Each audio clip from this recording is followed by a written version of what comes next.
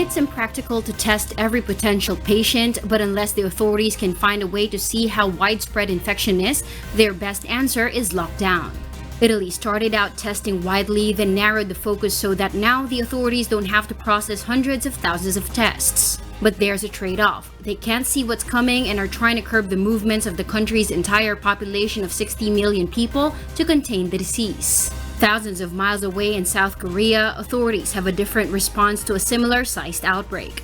They are testing hundreds of thousands of people for infections and tracking potential carriers like detectives using cell phone and satellite technology. Both countries saw their first cases of the disease called COVID-19 in late January.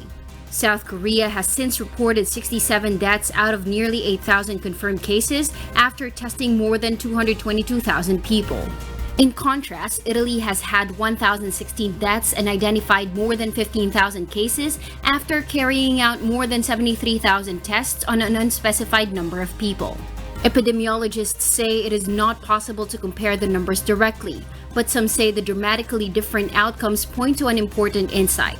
Aggressive and sustained testing is a powerful tool for fighting the virus.